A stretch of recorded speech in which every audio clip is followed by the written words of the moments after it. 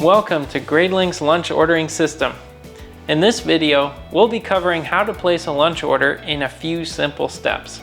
First, let's take a look at an example of what the lunch ordering form would look like on the front end, which is what you would see when you're about to place a lunch order. The first portion of the form contains required fields such as the student's name, grade level, and the email of the person completing the form so that they could receive the automatically generated receipt once the order has been placed. You may also see some additional fields on your school's lunch ordering form, such as student ID and parent name. Once this initial set of information has been filled out, you may proceed to the next step. The second step is where the lunch items are selected from the menu that the school has set up. To begin adding a lunch item to the order session, click the Add Lunch button. A window will pop up on the screen with the lunch ordering options.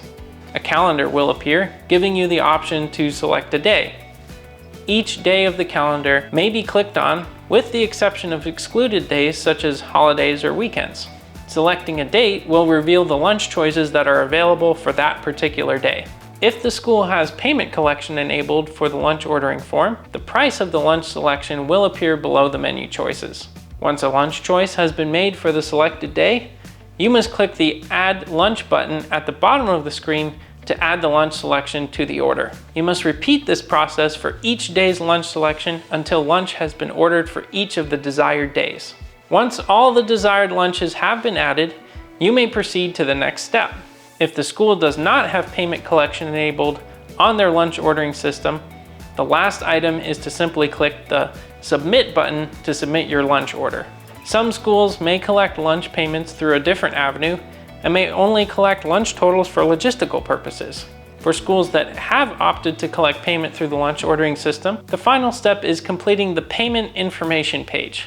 This page will typically contain the lunch order total for all the lunch items that were ordered, a billing address field, and a payment method field to enter credit or debit card information. Depending on which payment processor the school has chosen, there may be an option to pay via ACH or bank draft, in which case you may securely enter your bank information. Rest assured, your payment information will not be stored anywhere in the system, but passed securely through the school's payment processor. Once all the required payment information has been entered, you may then click the Submit button to complete the order. Thank you for watching this tutorial video for Gradelink's lunch ordering system. Should you have any questions regarding lunch orders, please reach out to your school.